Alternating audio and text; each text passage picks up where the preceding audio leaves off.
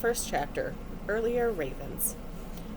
This far below Edmund's field, halfway to the waterwood trees, lined the banks of wine spring water.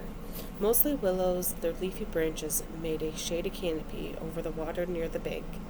Summer was not far off, and the sun was climbing toward midday, yet here in the shadows a soft breeze made Egwene's sweat feel cool on her skin. Tying the skirt of her brown wool dress up above her knee, she waded a little way into the river to fill her wooden bucket. The boys just waded in, not caring whether their snug breeches got wet. Some of the girls and boys filling buckets laughed and used their wooden dippers to fling water at one another. But Egwene settled for enjoying the stir of the current on her bare legs, and her toes wriggling on the sandy bottom as she climbed back out. She was not here to play. At 9 she was carrying water for the first time, but she was going to be the best water carrier ever. Pausing on the bank, she set down her bucket to unfasten her skirts and let them fall to her ankles, and to retie the dark green handkerchief that gathered her hair at the nape of her neck. She wished she could cut it at her shoulders, or even shorter like the boys.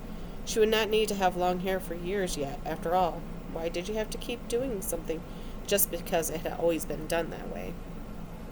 But she knew her mother, and she knew her hair was going to stay long. Close to 100 paces further down the river, men stood knee-deep in the water, washing the black-faced sheep that would later be sheared. They took great care in getting the bleeding animals into the river and back out safely. The wine spring water did not flow as swiftly here as it did in Edmund's field. Yet it was not slow. A sheep that got swept away might drown before it could struggle ashore. A large raven flew across the river to perch high in the branches of a white wood near where the men were washing sheep. Almost immediately, a red crest began diving in at the raven. A flash of scarlet chattered noisily. The red crest must have a nest nearby. Instead of taking flight and maybe attacking a smaller bird, though, the raven just shuffled sideways on the limb to where a few smaller branches sheltered it a little. It peered down toward the working men. Ravens sometimes bothered the sheep, but ignoring the red crest's attempts to frighten it away was more than unusual. More than that, she had a strange feeling that the black bird was watching the men, not the sheep, which was silly, except she had heard people say that ravens and crows were the dark one's eyes. That thought made goosebumps break out all over her arms and even on her back. It was a silly idea. What would the dark one want to see in the two rivers? Nothing ever happened in the two rivers. "What are you up to, Egwene?" Kenly Ahan demanded, stopping beside her. "You can't play with the children today." 2 years older than she, he carried himself very straight, stretching to seem taller than he was. This was his last year carrying water at the shearing, and he behaved as if it cloaked with some sort of authority. She gave him a level look, but it did not work as well as she hoped. His square face twisted up in a frown. "If you're turning sick, go see Wisdom. If not, well, get on about your work." With a quick nod, as if he had solved a problem, he hurried off, making a great show of holding his bucket with one hand, well away from his side. He won't keep that up long once he's out of my sight, she thought sourly. She was going to have to work on that look. She had seen it work for older girls. The dipper's handle slid on the rim of her bucket as she picked it up with both hands. It was heavy, and she was not big for her age, but she followed Kenly as quickly as she could, not because of anything he had said, certainly. She did have work to do, and she was going to be the best water carrier ever. Her face was set with determination. The mulch of last year's leaves rustled under her feet as she walked through the river's shadowy fringe of trees. Out into the sunlight, the heat was not too bad, but a few small white clouds high in the sky seemed to emphasize the brightness of the morning. Widow Aniel's meadow had been called that as long as anyone could remember, though no one really knew why. Aniel Widow it had been named after. The tree-ringed meadow stood empty, most of the year, but now people and sheep crowded the whole long length of it, a good many more sheep than people. Large stones stuck out of the ground here and there, a few almost as tall as a man, but they did not interfere with the activity in the meadow. Farmers came from all around Edmund's field for this, and the village folk came out to help relatives. Everyone in the village had kith or kin or some sort of on these farms. Shearing would be going on all across 2 rivers, down at Devon Ride and up to Watch Hill. Not at Tarrant Ferry, of course. Many of the women wore shawls draped loosely over their arms and flowers in their hair for the formality.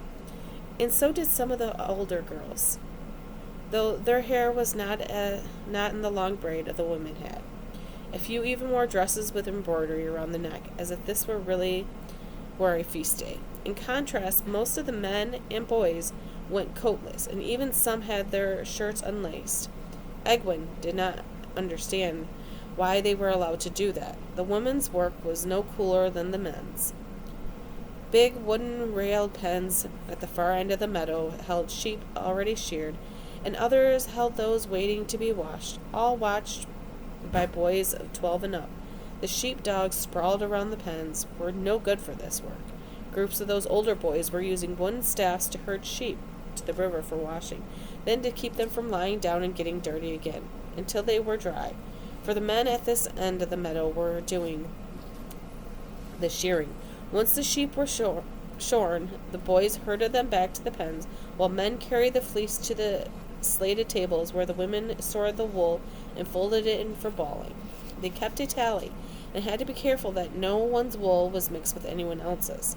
Along the trees to Egwin's left, other women were beginning to set out food for the midday meal on long trestle tables.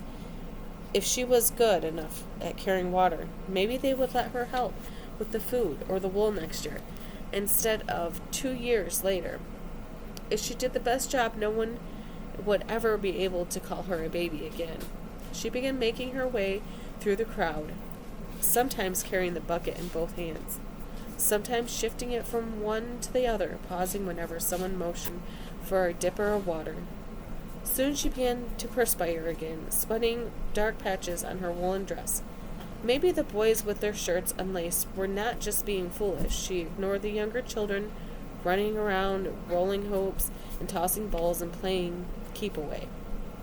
There were only 5 times each year when so many gathered: at Beltane, which was past; at shearing, when the merchants came to buy the wool; still a month or more off, when the merchants came for the cured tabac; after Sunday, and Fool Day in the fall. There were other feast days, of course, but none where everyone got together. Her eyes kept moving, searching the crowd among all these people. It would be all too easy to walk up on one of her 4 sisters. She always avoided them as much as possible. Barrowan was the oldest, was the worst. She had been widowed by the breakbone fever last fall, and moved back home in the spring. It was hard not to feel for Barrowan, but she fussed so, wanting to dress Egwin and brush her hair. Sometimes she wept and told Egwin how lucky she felt that the fever had not taken her baby sister too. Feeling for Barrowan would have been easier if Egwin could stop thinking this. Sometimes Barrowan saw her as the infant she had lost along with her husband.